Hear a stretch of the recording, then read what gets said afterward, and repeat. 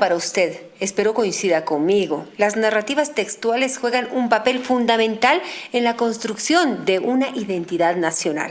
Sí, hoy hablamos de este tema y para mí es un gusto saludar docente universitario, parte de nuestra casa. Está con nosotros el doctor Pedro Omar Rocha Velasco y además Luis Embertegui, como siempre. Bienvenidos, doctor Luchito.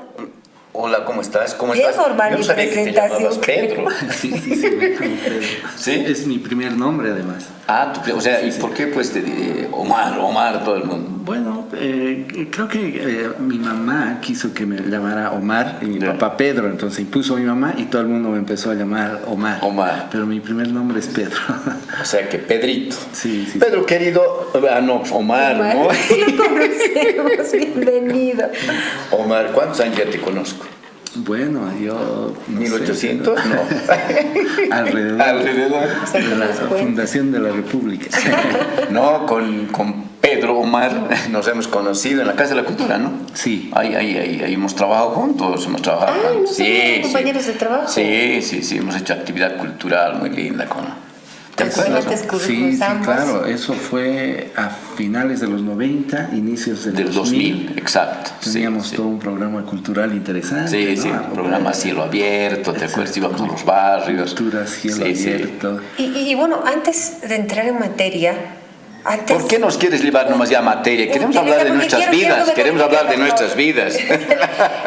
Antes era difícil hablar de cultura de manera abierta entre los 90. Bueno, creo que el 2000 ya ha sido más fácil. Pero en el 90, ¿cómo veían ustedes ese trabajo, sobre todo en medios de comunicación, para difundir cultura? En una Siempre es que difícil. De repente tenga... Siempre es difícil hablar de cultura en los 500, en los 600, en los 90, en los 2000, porque la cultura para la administración en general del país siempre es la quinta rueda del carro, ¿no? A ver, el presupuesto del Ministerio de Cultura... No, cerraron el ministerio primero. Es más, cuando estaba Áñez a cerrar el ministerio, en fin, es un tema complicado, ¿no? Muy Pero más complicado todavía que nuestro querido doctor en tema de literatura.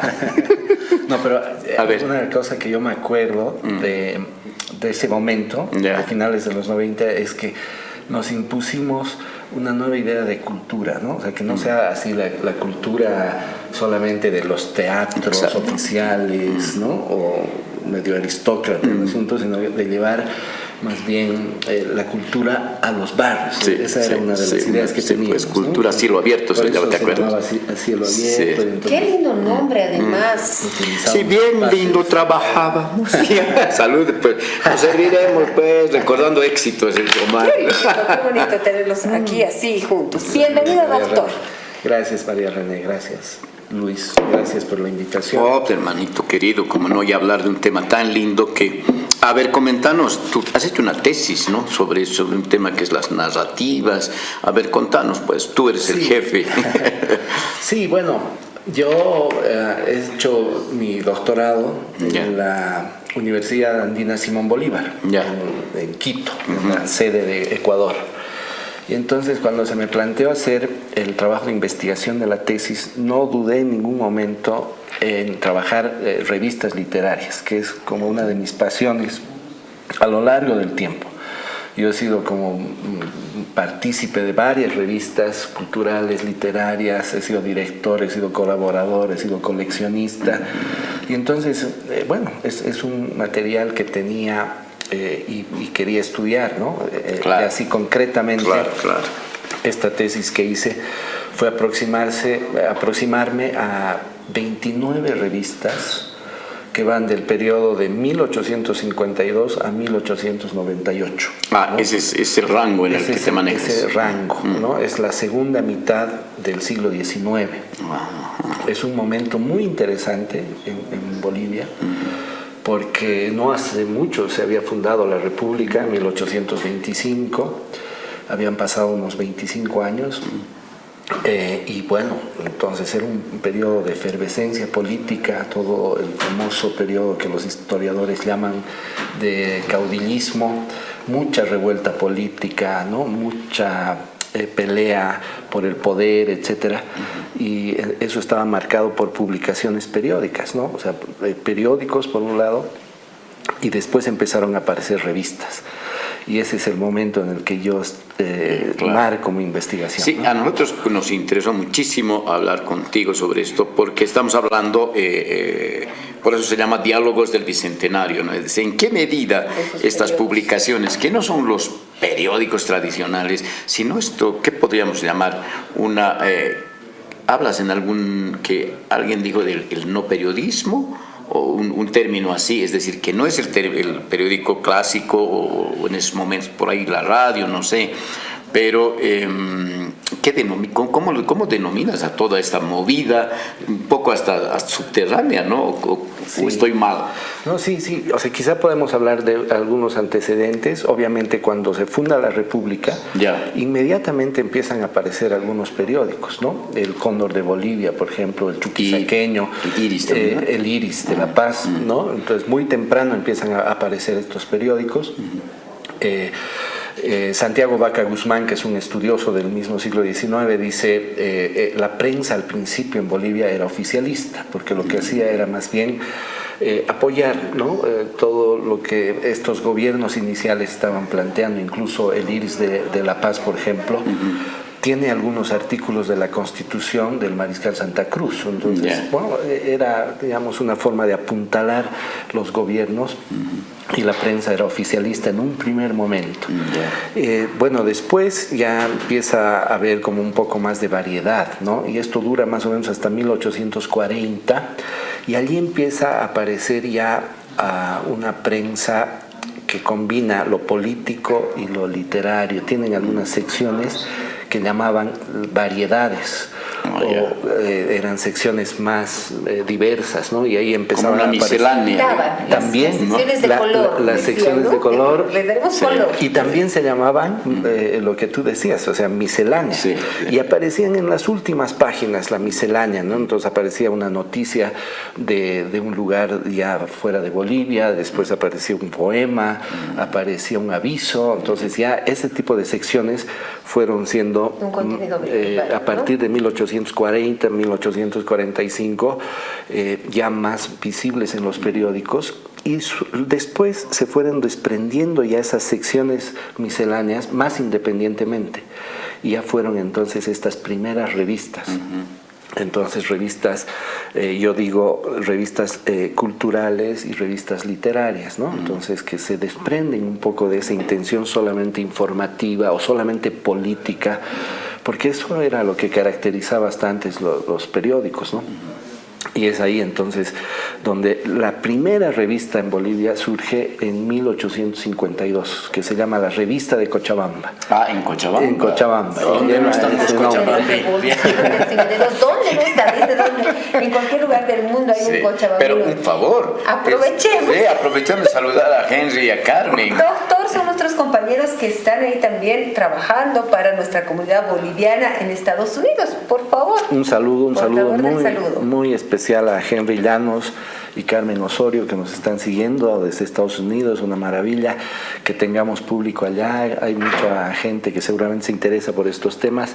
Es un año muy importante para Bolivia por el bicentenario, ¿no? Exacto, sí. Lo que pasa es que hay tanta gente, mucha gente que ha migrado, y bueno, ya hay hijos, nietos que ya han nacido allá, pero tienen siempre un cordón umbilical con Bolivia, y bonito. Bueno, pues algunos hacerles recuerdo, a otros enseñarles, y otros que entiendan cómo es nuestro país, que no es solamente, digamos, lo político, sino que para la construcción de nuestro país también había habido que ver estos temas. Por ejemplo, la revista, el pasquín. En tu análisis que haces y en esta investigación, ¿entra el pasquín o solo la revista seria, digamos? Sí, o sea, los pasquines como un antecedente, ¿no? Obviamente están estos periódicos que yo mencionaba, pero incluso antes de los periódicos empezaron a circular estos pasquines o libelos, como se los llama. ¿Libelos? Libelos, ¿no? Y estos pasquines eran muy polémicos, ¿no? Era una forma de enfrentarse, digamos, al poder colonial, podríamos decir. ¿El pasquín era anónimo o no? El pasquín era anónimo, ¿no? Porque, claro, o sea, realmente... O sea, como ahora ponen las redes sociales. Uno se escude de la red social, entonces en ese momento utilizaban este recurso. Continúo, doctor, porque tengo una pregunta ya de 1852 que ha anotado bien el año. Sí, no, podríamos decir claramente que estos pasquines, libelos, las revistas, los periódicos eran las redes sociales de la época. Era la forma en la que las personas se informaban, debatían, bueno, con todo lo que ahora pasa con las redes sociales, ¿no? Incluso criticaban con humor, imágenes, bueno, es algo de lo que seguramente vamos a hablar después. Claro que sí. Pero para ir concretamente a la pregunta, sí, los pasquines eran como antecedentes de estas revistas, igual que los periódicos. Se fueron desprendiendo las revistas de estas secciones misceláneas, y ahí hay un primer momento de indiferenciación, ¿no? Para nosotros actualmente es muy fácil hacer una diferencia entre lo que es una revista y lo que es un periódico. Pero en ese momento, incluso algunos de estos medios se llamaban a sí mismos periódicos y revistas, ¿no? O sea, había una indiferenciación, no estaba muy claro. Difícil, ¿no? Diferenciación. ¿Y qué los hacía diferentes? Bueno, se fueron diferenciando de a poco. Hay un momento en el que se toma clara conciencia que el periódico es más coyuntural, es más del día, que lo que contiene allí es un poco más efímero que lo que contiene una revista. Una revista tiene una duración un poquito mayor, aunque un poco más, digamos que atemporal. Cambio, el sí, periódico siempre es exactamente, ¿no? Entonces eso se fue estableciendo en esta segunda mitad del siglo XIX, y ya muy claramente a principios del XX ya esa diferenciación estaba clara, concreta. Omar, y en ese momento también se habla de este tema que nos habló, creo que Esther, ahí en la anterior nota que tuvimos, el tema del rumor, del chisme, que también se manejaba como un medio de comunicación, así más o menos como María René, que hay que tener cuidado con el tema del chisme y el rumor. Les gusta el chisme, ¿no? Creo que a los hombres también. ¿No? El chisme, el rumor, a ver, pucha, si entramos a hablar en teoría, bueno, vaya ruido comunicacional, pero nos decían que esto también marcaba una línea para poder desarrollar este tipo de trabajos. Claro, claramente, ¿no? O sea, se trataba de disputas políticas, y uno de los medios evidentemente tiene que ver con el rumor, el chisme, con provocar, ¿no? Esta especie de conspiración subterránea, subrepticia y obviamente anónima, ¿no? Porque era muy peligroso. Muchas de los escritores, de las personas que participaron en estas publicaciones polémicas en términos políticos, fueron exiliadas, desterradas, incluso asesinadas, ¿no? Entonces había mucho peligro, ¿no? Y realmente estos medios iniciales tenían sus consecuencias y generan ese tipo de consecuencias. No quedaría nadie en esta sala. Bueno, es el momento, esta segunda mitad del 19, quizá un poquito antes, en el que aparecen los famosos periódicos de a las citas, por ejemplo, ¿no? Son revistas de mucho humor crítico, ¿no? Que enfrentan al poder o que enfrentan a figuras determinadas, y entonces allí también se puede ver... ¿Has hecho colección de los periodiquitos, no? Sí, bueno, cuando toco un capítulo relacionado con el humor, menciono mucho a las revistas de a las citas. No es exactamente el objeto de estudio, el tema que he trabajado, pero sí, evidentemente son muy importantes porque... En uno de tus apuntes he visto que a las citas, además dice en plural, está escrito con S y con C. Sí. ¿Es a propósito? ¿Has analizado eso o no? No, pero yo creo que se aceptan las dos formas, S y con C. Se podría. Sí. Sí, pero ¿por qué? No es algo de la época o del momento. Aymara, ¿no? Entonces no sé si se podría usar las dos.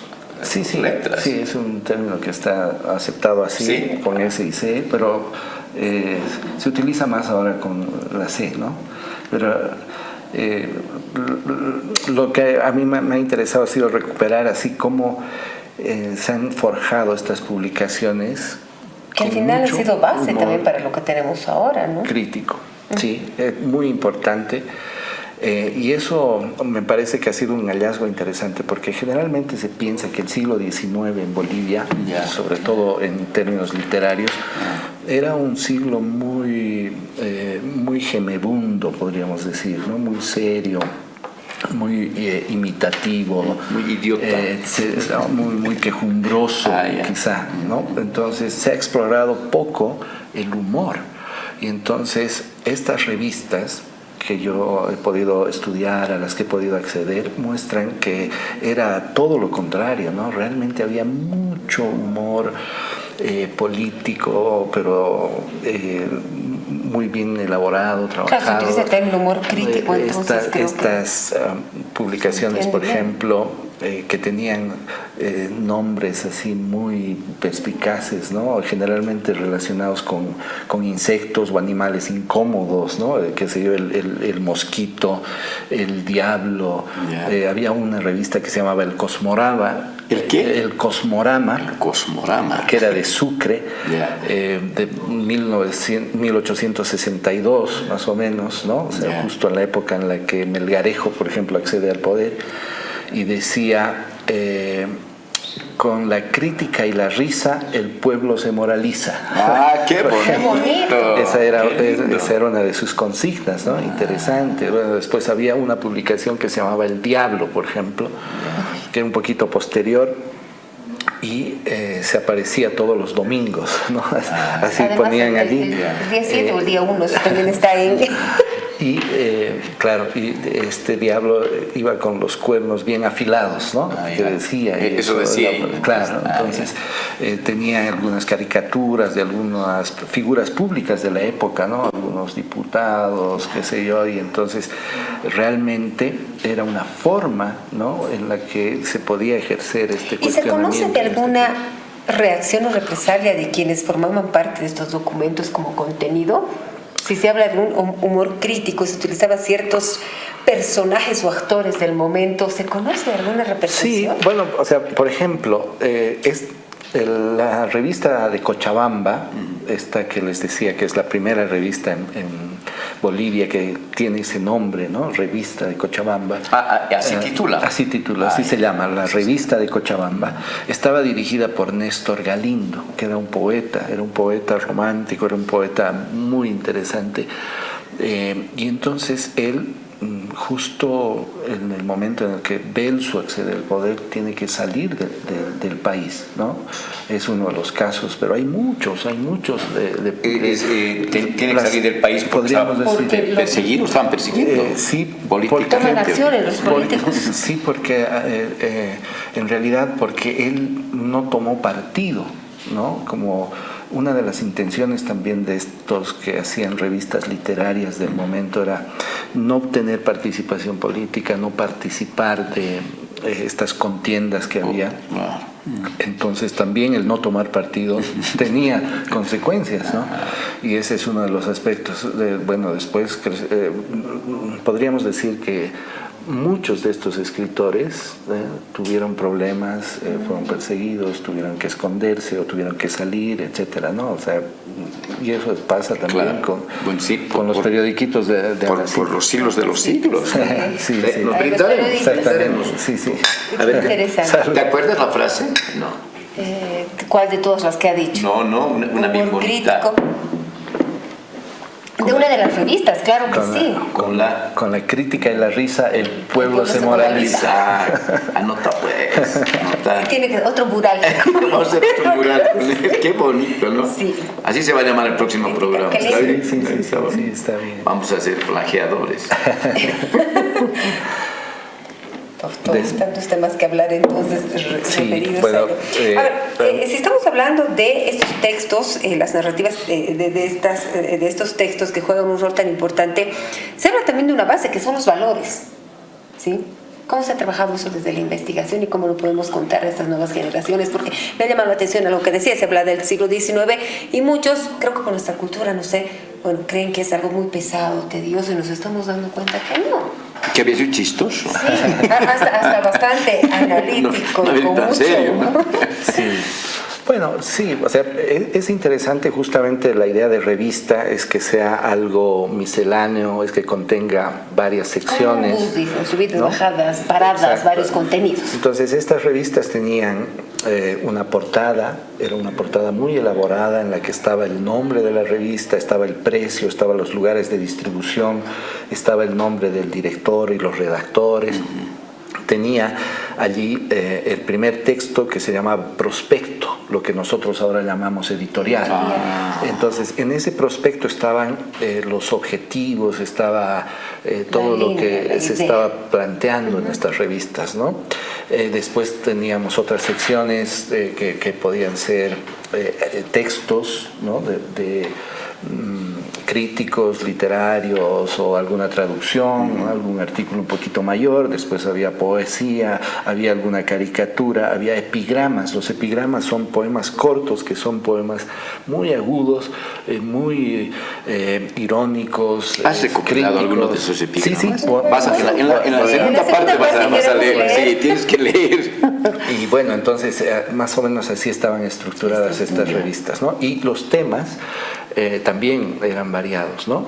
Y evidentemente una de las preocupaciones, por ejemplo, fundamentales de la época era la educación, ¿no? Y especialmente la educación de la mujer, ¿no? Entonces, eso es más tradicional, eso es algo que sí se ha estudiado, el tema de la educación de la mujer. ¿Por qué? Porque era una perspectiva del desarrollo, o sea, de, digamos, un pensamiento liberal, ¿no? De alcanzar niveles de civilidad, digamos, de educación, comparándose con otros países, todo. Y si la mujer no acompañaba ese proceso, era como un elemento retrógrado para la sociedad. Entonces, por eso había que incidir en la educación de las mujeres. Ese es un tema que está muy presente ahí. Porque ahora algunos abanderan de que no, que recién, que la mujer, que no. Esto viene ya desde el siglo XIX. Sí, claro. En estas revistas del siglo XIX, ese es uno de los temas importantes, ¿no? El tema de la educación de la mujer. Y hay una revista específicamente que se llama El Álbum, que se publicó en Sucre, que estaba dirigida por Carolina Freire de Jaimes, que era la mamá de Ricardo Jaimes Freire. Entonces ella dirige esta revista, que es una revista que está dirigida sobre todo a las mujeres. Es interesante también hablar de estos asuntos porque es el momento en el que se empieza a pensar pues en este público cautivo en esa época que eran las mujeres. Entonces empiezan a aparecer estos artículos dedicados a ellas y ahí ya se empieza a hablar, ¿no? Sobre algunos temas de reivindicación femenina, obviamente muy matizado, es un feminismo muy inicial, porque también ellas eran conscientes y hablaban de sus labores domésticas, de su labor. No dejan de considerarse como pilares fundamentales de la familia por la educación a los hijos, etcétera, etcétera, ¿no? Está todo eso presente, pero por otro lado también hay algunos artículos que recogen, por ejemplo, noticias de la primera médica en Argentina o qué sé yo. La primera enfermera que nos mencionó, ¿no? Enfermera, o también noticias que venían de Europa o Francia referidas a la formación de las mujeres. Bueno, es interesante cómo circulan estos temas por ese lado. Es un momento muy interesante también de disputa de ideas liberales y conservadoras, ¿no? Los liberales y los conservadores. Entonces hay toda una disputa ahí que se refleja también en estas revistas, en estas páginas, ¿no? Sí, realmente bien interesante. No te has dado cuenta, ya ha pasado media hora. ¿En serio? No hemos hablado nada. Cierto, sí. Así que iremos a la segunda parte, pero les daremos un saludito a Henry Llanos y a Carmen Osorio, que nos están siguiendo desde el área metropolitana, Maryland, Washington, Virginia, y en fin, y en todo el área de Norteamérica. Decirles que hacen un lindo trabajo y nos vemos en la segunda parte, ¿no? Es así, ya volvemos.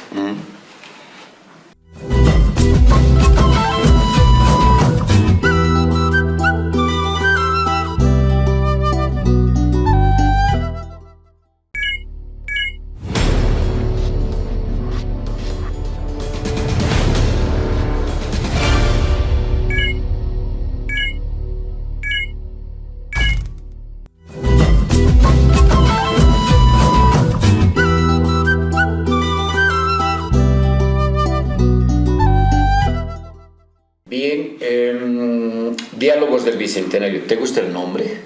¿Sí? ¿Está bonito? No. Sí, me gusta, porque claro, estamos en el año del Bicentenario y dialogar sobre se trata de conversar, charlar, compartir de ideas. Porque estamos en ¿qué nombre le ponemos? ¿Qué nombre le ponemos? Y bonito, ha salido bonito, ¿no? Linda combinación, sí. Diálogos del Bicentenario. Bueno, querido Pedro Omar,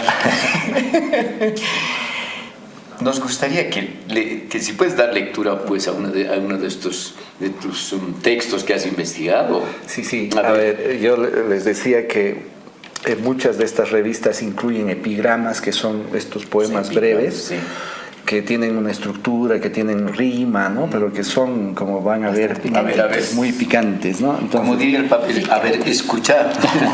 Esto es, como les decía en la revista El Cosmorama, ¿no? Dijo Andrés a su abogado: lo único que usted practica cada día y de contado es la resta o sustracción. Él respondió: concedido. Usted, a cuenta de esposo, pasa las noches distraído en la multiplicación. Y el oficio ahí de abogados. Bueno, después, a ver, otro. Quiere Blas toque su esposa cierta pieza en el piano y ella con Blas otra cosa. Tocar quiere a 4 manos. Y por quitarse trabajos dijo a su Blas con firmeza: si no me tocas los bajos, yo no te toco la pieza.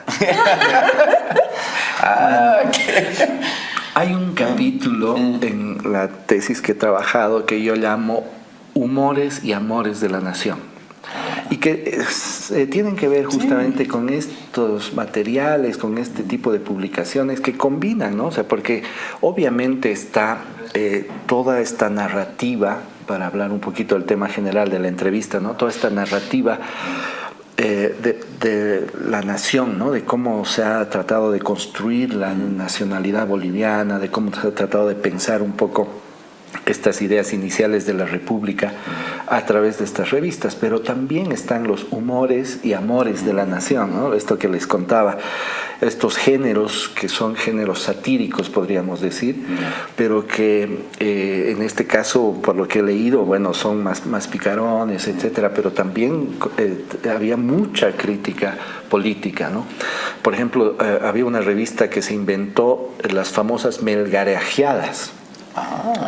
Eran ¿Qué titulaba justamente, así? Sí, era una sección que se llamaba Melgarejeadas, que era justamente una crítica muy fuerte a el gobierno de Melgarejo, pues a su figura, sus acciones, su proceder, etcétera. Entonces, ¿ha salido un libro, Las Evadas, más o menos así? Algo así. Perfecto. ¿No?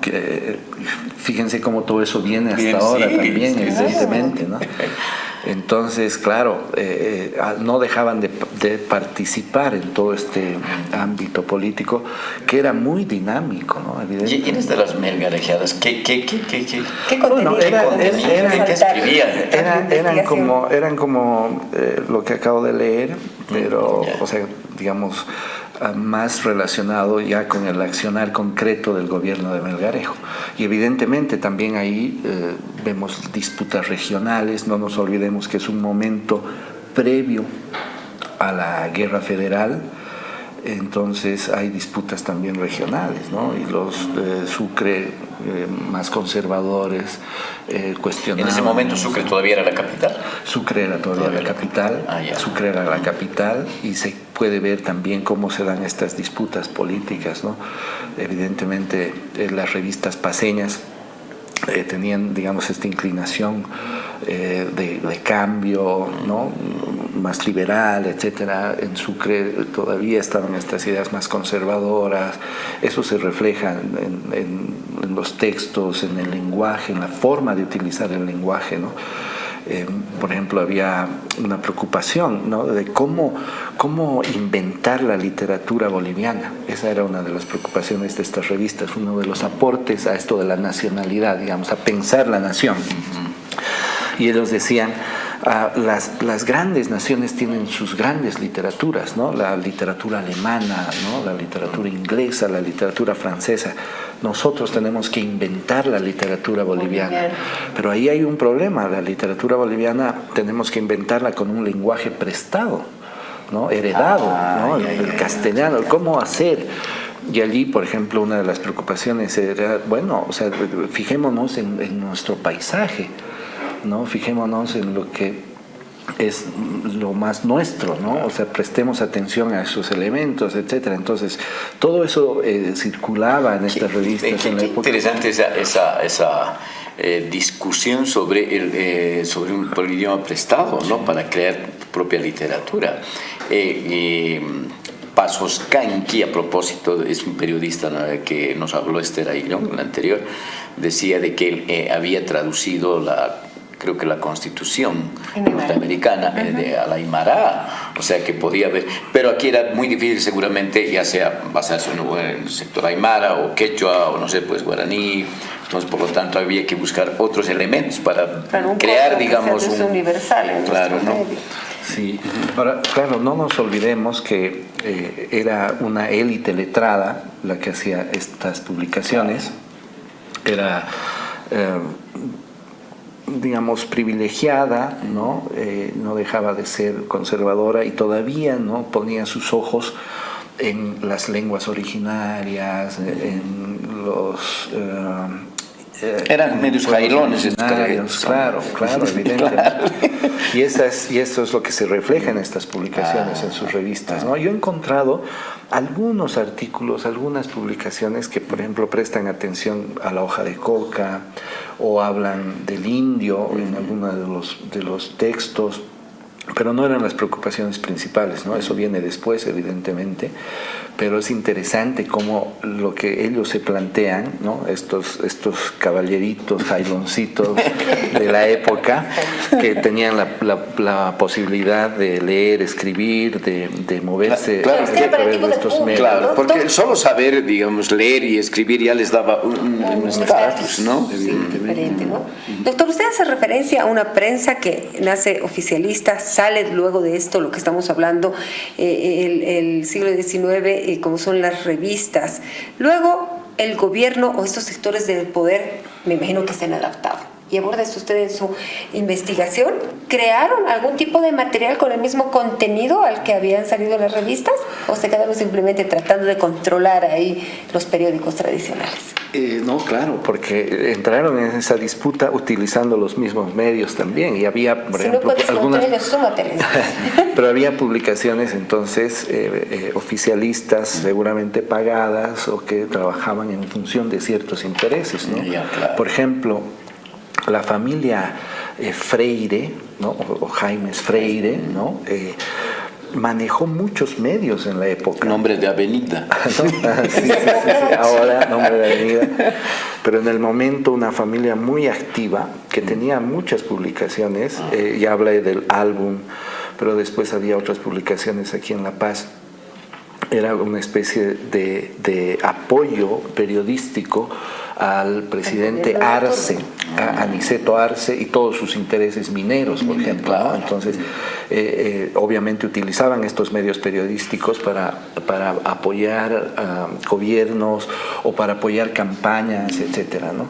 Entonces es muy interesante porque, claro, entran en esta disputa utilizando los mismos medios con los que se los critica, ¿no? Eso es algo interesante también, ¿no?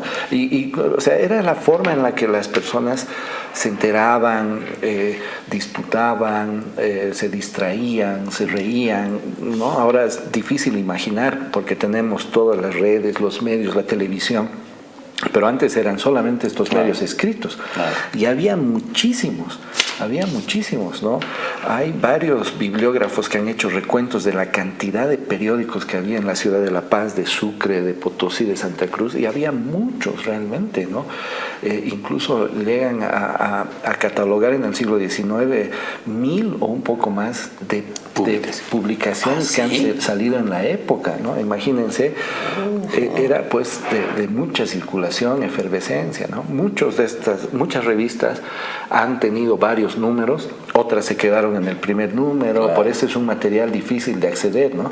Los regios que en la biblioteca y archivo de Sucre podemos encontrar gran material, ¿no? O sea, mucho material conservado, pero bueno, también es ¿Cuánto difícil tiempo te porque has ido a Sucre? no son colecciones completas.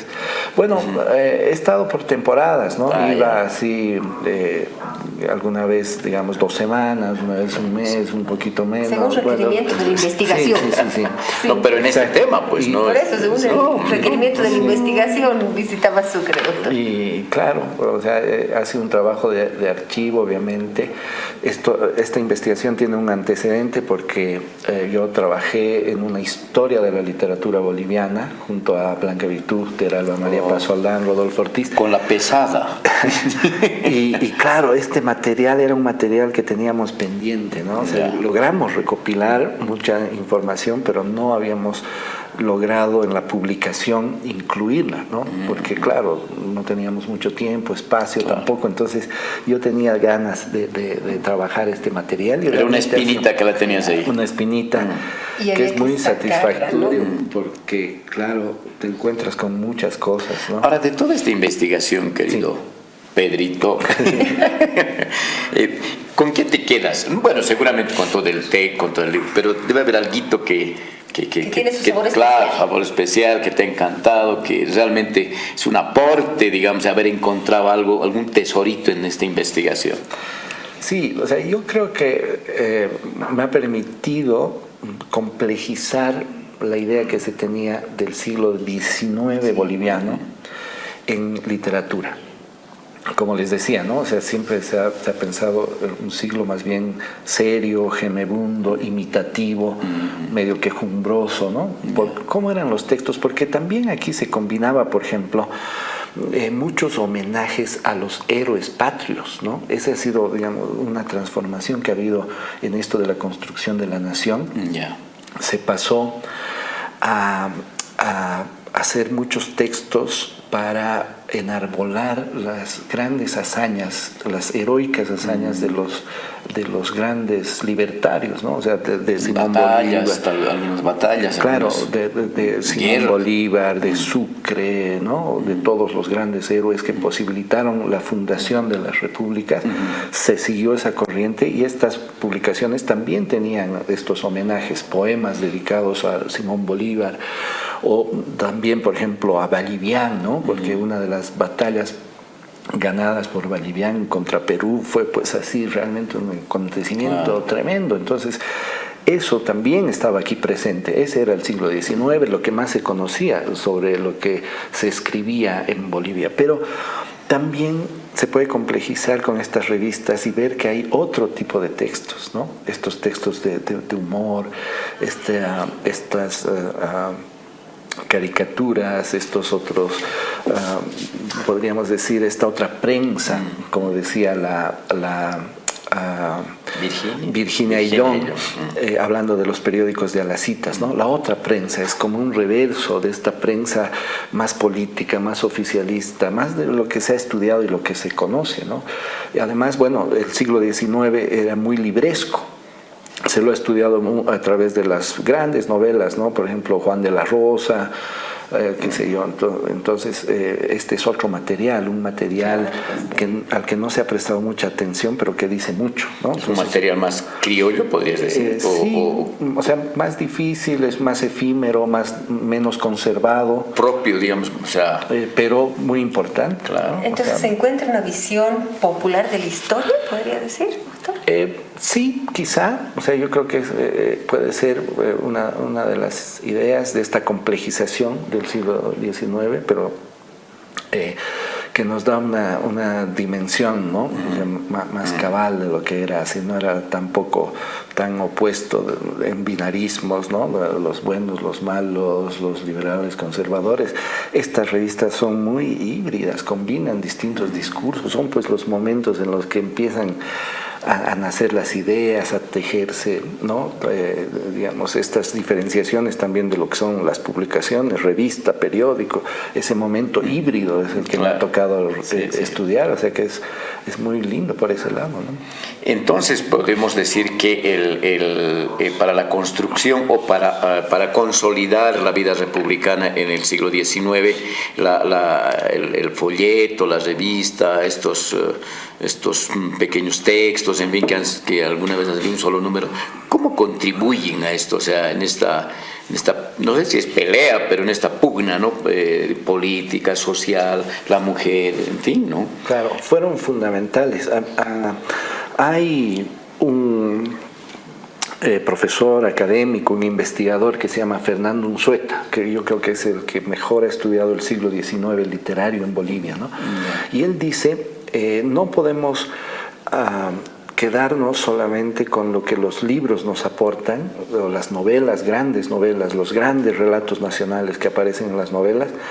No podemos quedarnos solo con eso, sino completamos nuestra visión con periódicos, con folletos, con revistas, ¿no? Y es cierto, ¿no? Yo creo que esa es una de las grandes constataciones del trabajo que yo hice, porque realmente hay mucho más de lo que se ha estudiado, de lo que se conoce, y estudiarlo en el contexto da otra dimensión, ¿no? Por ejemplo, hay una cosa muy linda que dice Fernando Unzueta. Cuando se ha fundado Bolivia, esta palabra era pues un neologismo. Nadie conocía, o sea, Bolivia es un término nuevo que de pronto aparece.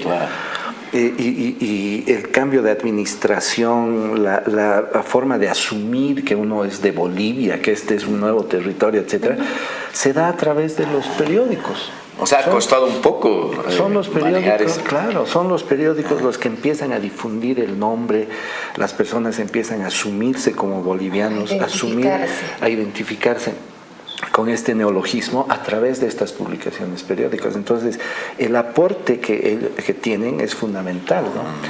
Y era, como decía, era el material que circulaba, más que los libros. El material que circulaba era lo que se llamaban las hojas volantes. Hojas volantes, ¿no? Sí.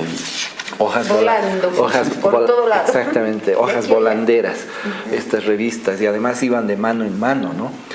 Muchos de los editores se quejaban porque no vendían mucho, porque estas revistas iban de mano en mano, ¿no? Claro, no había fotocopia, no había fotocopia, pero se pasaba. Exactamente.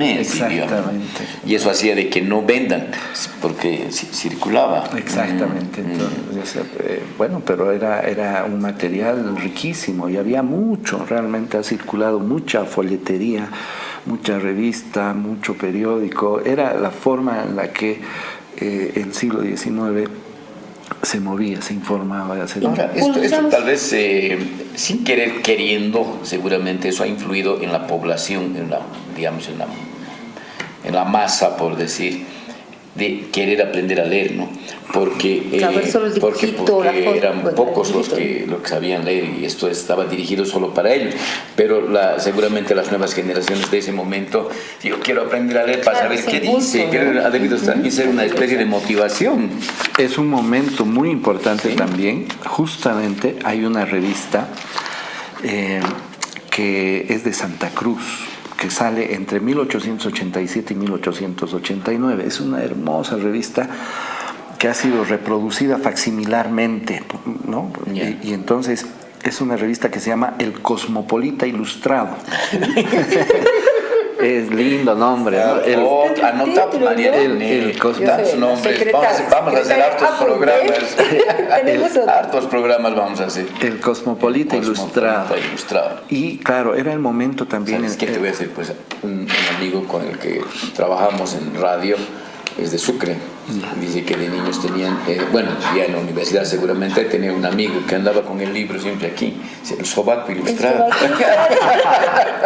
Claro, en este caso era el Cosmopolita Ilustrado. Pero este momento también, esta segunda mitad del 19, era el momento en el que empiezan a surgir las revistas ilustradas, es que se acompañan de imágenes, ¿no? Y una de las intenciones era captar nuevo público. Es contenido pensado para captar a este público. Para captar el público que no sabía leer. Claro, entonces hay muchas revistas que combinan imágenes, y una de ellas es este Cosmopolita Ilustrado, ¿no? Tenía un gran ilustrador, en realidad hacía grabados. que se llamaba Manuel Lascano. Él se había formado en Sucre, pero era de Santa Cruz, e inicia con esta su revista. ¿Hacía ¿no? dibujo? Él hacía grabados. Grabados. Y, por ejemplo, representaba algunas escenas típicas de Santa Cruz de la época, interesantes, ¿no? Por ejemplo, aquí muestro, lamentablemente el público no va a poder seguir mucho, pero es una escena, es en blanco y negro. Es una escena de un baile en Santa Cruz. Pero a ver, mostrarlo. buri, Man. la tamborita, Por ahí si se puede algo, captar algo ¿Se aquí. puede? Sí, se ve. Ah, sí, se ve, sí. Ahí está, pues, ahí está. Oh, pues una maravilla. Qué lindo. El baile. Esa es una escena de un baile en Santa Cruz. Perdón, voy a cambiar de imagen ya que se ve tan bonito.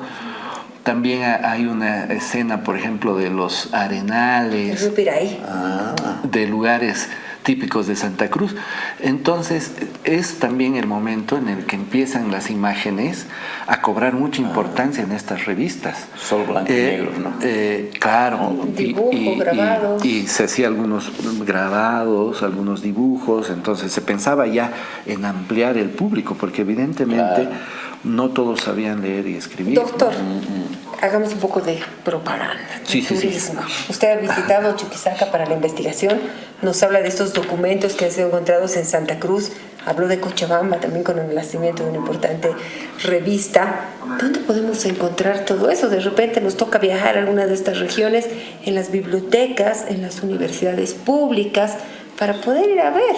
Qué bonito sería eso. Sí, bueno, claro, en los archivos, ¿no? O sea, yo fundamentalmente he trabajado con material que está en el archivo y la biblioteca de Sucre, ¿no? O sea que es realmente un espacio tan importante para investigar. O sea que si María René va a Sucre tienes que darte un mes. No, ¿sabes por qué no voy a Sucre? No es, yo sé para qué. Por ahí yo me sé, hacen yo sé. quedar. No me dan vuelta. Claro, cuando vas se queda un mes y medio, pero encerrada. Encerrada, Sí, claro, por eso no voy a Pero este tema es de Chuquisaca. investigación. No, lo que más bien es esa pregunta que le hace María René, lo vamos a impulsar aquí al doctor para que esto lo convierta en un libro, en un texto. Sí, estoy en eso, obviamente. Tiene que salir un libro, claro, para que todos puedan ver. Documentación tiene que estar al alcance. Saber conocer. Después, bueno, también la Casa de la Moneda no es solamente un museo, sino que tiene un archivo bibliográfico interesante y ahí hay algunas revistas de Potosí. Después, la biblioteca nuestra en la universidad tiene también algunas revistas paseñas de principios del siglo XX, del siglo XIX algunas. Es muy interesante también. Y bueno, ¿no? O sea, obviamente uno viajando se puede encontrar así con joyas, que archivos un que son destino tesoros. obligado Son tesoros, de la gente que vaya a visitar nuestras regiones de nuestro país. Querido Omar, ahora digamos que encerrando todo este tema, ¿cómo resumirías este tema de la revista, del pasquín, todo en esto de la construcción, digamos, de nuestro país en la vida republicana? Sí. El aporte. Claro. Un breve resumen, ya nos vamos a ir. Sí. Ya pasó Ya, el de tiempo. verdad, nos están diciendo que falta 2 minutos. Wow. No. Sí. No. Voy a seguir haciendo mi lista de la segunda parte de invitados. Vamos a hacer, creo que vamos a hacer ya de todos 2 están horas. quedando. Haremos de 2 horas. De 2 horas. No, claro, evidentemente la construcción de la nacionalidad ha pasado por los libros, ha pasado por los periódicos, pero también está este otro material un tanto más menos cuidado en términos de archivo, más efímero, que son estas hojas volantes, ¿no? Que son los folletos, que son las revistas, hay que prestarles cada vez más atención. Encontramos una complejización de esos discursos, quizá que aparecían en las primeras páginas, ¿no? Como siempre, los discursos, digamos, políticos, más estructurados, o las disputas, o las noticias.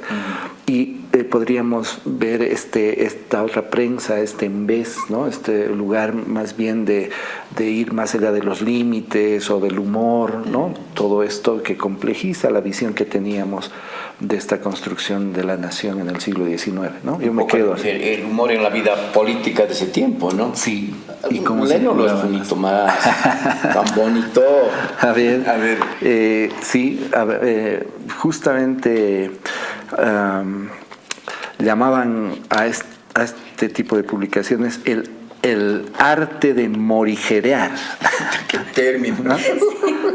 Arte de morigerear. Anotá, Mari. Todo tienes que anotar. Todo ustedes están. ¿Se acuerda usted la frase? Nos vamos a ir con el examen. El examen. A ver. Bien, a ver, aquí una que es de esta revista El Diablo, de la que hablé hace un ratito, ¿no? Los cuernos bien afilados. Como veis, cuando habla, rapidito había memorizado eso, ¿no? Los cuernos bien afilados. No, todo estoy anotando. Les voy a mostrar. A ver. Como veis con mi retrato, que lo trabajó Palmero, precisamente aquel día que salí de los infiernos, están allí los amigos que bien tratados los tengo y otros, en fin, preferidos, y que os presentaré luego en números posteriores, que sacar me comprometo. Bien, querido Omar, realmente la anterior hemos finalizado el programa. En televisión siempre es lo mismo. Y realmente con estos temas se cumple de que en televisión el tiempo es corto. Bueno, sí, se nos pasó el tiempo, Omar. Pero el compromiso, vamos a volver a estar. Hay una segunda parte, doctor. Sí. Yo feliz. Y otro compromiso, esperemos se pueda consolidar, publicar todo ese tesoro que tenemos hoy en la mesa. Perfecto. ¿Está bien? Sí. Listo, claro. Marcito. Pedrito. Muchas gracias. Gracias, Luis y María René. Yo la he pasado muy bien, realmente es un lindo formato. Qué grato. Sí, está bien. Ojalá interese pues brindaremos, Omar. Ay, la próxima con la receta que nos explicaba María aquella vez el doctor René, Esteves, por brinda favor. Pues con el Henry, con la Carmen. Sí, claro, Henrycito, Carmen, por favor. Un saludo a ustedes y a través de ustedes a nuestra Bolivia, tierra querida, a todos nuestros compatriotas. Hemos hablado de un tema muy bonito, qué lindo, ¿no? El siglo XIX había sido como nos lo pintaron en colegio y la historia. ¿Has ido al colegio? Inglés católico. Que te chachabas mucho. En el poderoso y centenario inglés católico. Muy chachona. En aquellas no podía. Mi papá tenía su consultorio en la esquina. No podía, imposible, se enteraba. Bien, querido Marcito. Gracias, hermano, por muchas venir. Gracias. Ya nos vemos la próxima semana. Diles chao, pues. Adiós, chao, gracias. Los esperamos. Bendiciones, chao. Chao.